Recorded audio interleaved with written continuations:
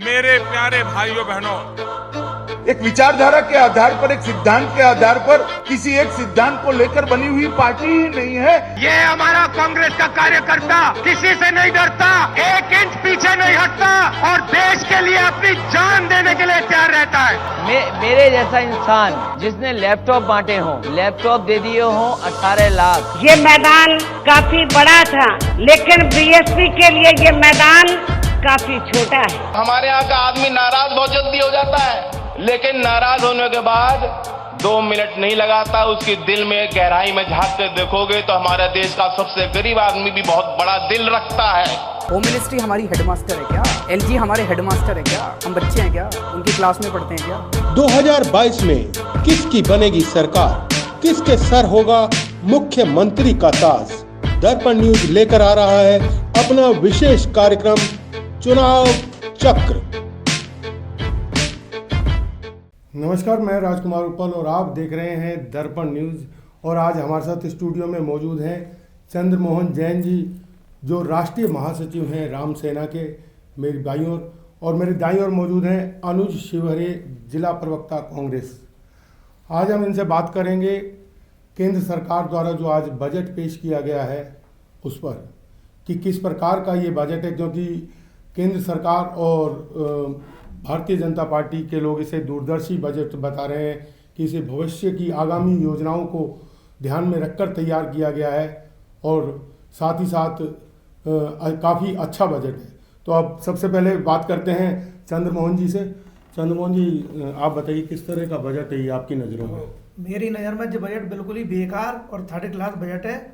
जिस प्रकार से एक आम आदमी को जो ज़रूरतें होती हैं, हम बजट में यूज करते हैं कि मध्यम वर्गीय लोगों को, एक आम आदमी को बजट में सरकार इतनी सहूलियतें दें जिससे उसका जीवन यापन अच्छे से हो सके। लेकिन पिछले 3 साल में जिस प्रकार से कोरोना महामारी में लोगों का परेशानी और दोहन हुआ है, उस प्रकार से सरकार ने 1 पैसे की भी मदद देना उचित नहीं समझा। अगर सरकार ये कहना चाहती है कि हमने 70 साल में या आज़ादी के बाद पहली बार ऐसा बजट देखा है, तो ये वो अपनी पीठ खुद थपथपाना चाहते हैं। ऐसा कुछ नहीं है, बिल्कुल जीरो बजट है। और उद्योगपतियों के लिए इस बजट को लाया गया है। उद्योगपतियों को जो रिबेट दी गई है टैक्स में, उनका जो 18% का स्लैब था उसको 15% पे ही रखा गया है, वो बहुत गलत किया गया है। चंद्रमोहन जी, अब तक का ये सबसे बड़ा बजट है देश का। 39.45 लाख करोड़ रुपए का बजट इस बार पेश किया गया और सभी, चाहे वो रक्षा की बात हो या किसानों की बात हो, सबको ध्यान में रखा गया है। जिस तरह से कि 2.37 लाख करोड़ रुपए एमएसपी के लिए, सीधे जो एमएसपी के हैं वो सीधे किसानों के खातों में जाएंगे। इसी तरह से और भी योजनाएं हैं। नहीं, जो एमएसपी की बात है, जो उन्होंने रखा है एमएसपी के लिए, वो डायरेक्ट जो भेजेंगे, तो वो डायरेक्ट तो पहले गैस का भी भेजते थे, वो गैस भी बंद कर दी उन्होंने।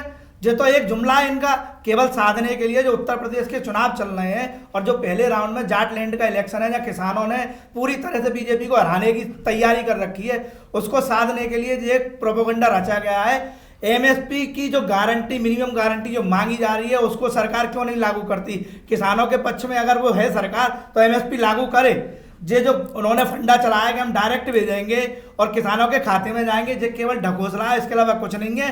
धीरे धीरे सब्सिडी बंद कर दी जाएगी। जिस प्रकार से गैस की बंद कर दी गई, आज गैस की सब्सिडी 0 हो गई है। पहले जो हमें सिलेंडर मिलता था वो कम दाम में मिलता था और सब्सिडी के सहित मिलता था, लेकिन इन्होंने सब्सिडी डायरेक्ट भेजने के चक्कर में सिलेंडर के पैसे बढ़ाए और धीरे धीरे सब्सिडी खत्म कर दी। यही जो अब किसानों के साथ करने वाले हैं। ये डिजिटल करेंसी भी लाई जा रही है सरकार द्वारा। मार्च अप्रैल तक डिजिटल करेंसी शुरू हो जाएगी, तो इसके बारे में क्या कहना चाहेंगे? इससे मैं आपके चैनल से ये बता देना चाहता हूँ कि एक तो ये डिजिटल करेंसी की आप बात कर रहे हैं, तो डिजिटल करेंसी आप ये बताइए, आज हमारे देश में जो गरीब मध्यम वर्गीय लोग हैं, वो लोग अभी डिजिटल करेंसी पे और ऑनलाइन पे तो अभी जानते ही नहीं है, समझ ही नहीं पा रहे हैं। और वो लोगों के लिए डिजिटल करेंसी का कोई बेनिफिट नहीं होगा। और उसका मैं आपको बता दूं, जो बेनिफिट जो होना चाहिए था वो इन्होंने कहीं इस बजट में नहीं रखा है। इस बजट में मध्यम वर्गीय और सबसे ज़्यादा गरीब, तो गरीब की श्रेणी में आ गया, उसने अपना बीपीएल कार्ड बनवा लिया या फलाना उसने अपना साधन कर लिया, उसने राशन की दुकान पे जाके राशन ले लिया। मगर मध्यम वर्गीय आदमी ना वो कहीं जा सकता है, ना वो कहीं किसी की दुकान पे, राशन की दुकान पे खड़े होकर राशन ले सकता। इसमें इस बजट में सबसे ज्यादा मरण जो हुआ है मध्यम वर्गीय आदमी का हुआ है। आप बात कर रहे थे अभी चंद्रमोहन जी से एमएसपी पर, तो ये एमएसपी पे तो बात ही करना नहीं चाहते हैं। बात कर रहे हैं कि खाते में देंगे, इन्होंने तो खातों में 15 लाख रुपए देने का भी वायदा किया था भारतीय जनता पार्टी ने।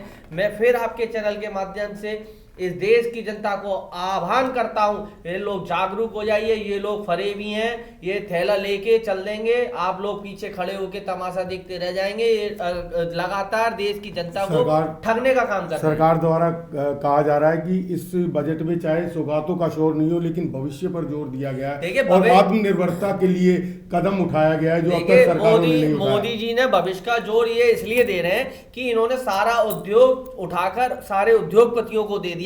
ये सिर्फ चुनिंदा मेरे हाथों पे नाम है उन 15 उद्योगपतियों के, चाहे वो माल्या हो, चाहे अंबानी हो, चाहे वो क्या कहते हैं माल्या हो, वो भाग जाते हैं। मगर ये 15 उद्योगपति पर सरकार चलाना चाहते हैं। भविष्य के आप इसको दूरगामी परिणाम बता रहे, तो ये भविष्य में मोदी जी के लिए फायदेमंद होगा। इस देश की जनता के लिए बजट का भविष्य से कोई बदलाव नहीं होता। इस देश की जनता को पहले हमें प्रैक्टिकल चाहिए और तत्काल आज की व्यवस्था चाहिए। हमें भविष्य की जरूरत नहीं है, पहले हमें पेट का पालन पोषण करना।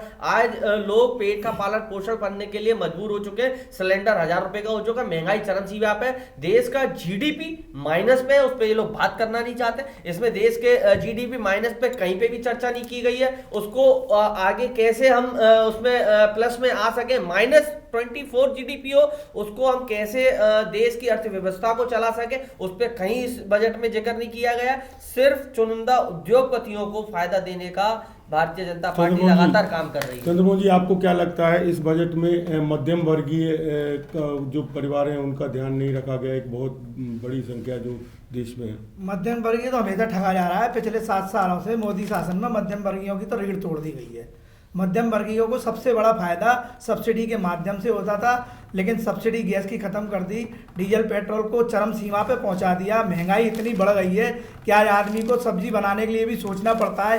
कभी हम थैला भर के सब्जी कुछ पैसों में ले आते थे, आज उतने पैसों में तो केवल आधा किलो ही सामान आ पाता है। मध्यम वर्गीय स्थिति बहुत खराब है और मोदी सरकार से उम्मीद लगा के बैठे थे इस बार मध्यम वर्गीय लोग कि इस बजट में कम से कम जो 2 साल में हानि हुई है कोरोना के कारण, जो व्यापार की हानि हुई है, जो घर में हानि हुई है, जो कैजुअलिटी हुई है, उनके लिए कुछ मरहम का काम करेंगी। लेकिन इसमें उन्होंने जो इनके हिसाब से जो भविष्य तो तब होगा जब वर्तमान जिंदा रहेगा। जब वर्तमान ही जिंदा नहीं रहेगा तो भविष्य के लिए हम क्या कर पाएंगे?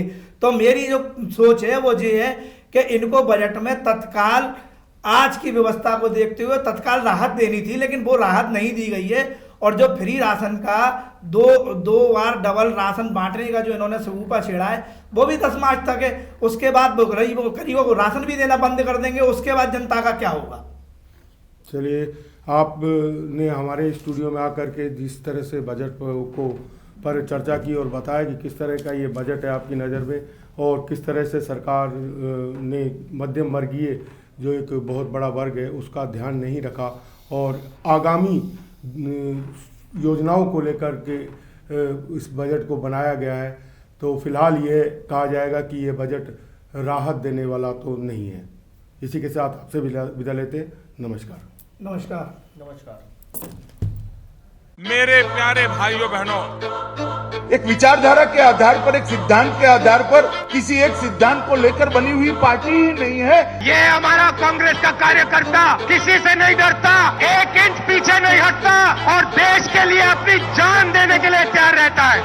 मेरे जैसा इंसान जिसने लैपटॉप बांटे हों, लैपटॉप दे दिए हों 18 लाख। ये मैदान काफी बड़ा था, लेकिन बीएसपी के लिए ये मैदान काफी छोटा है। हमारे यहाँ का आदमी नाराज बहुत जल्दी हो जाता है, लेकिन नाराज होने के बाद 2 मिनट नहीं लगाता। उसकी दिल में गहराई में झांक कर देखोगे तो हमारे देश का सबसे गरीब आदमी भी बहुत बड़ा दिल रखता है।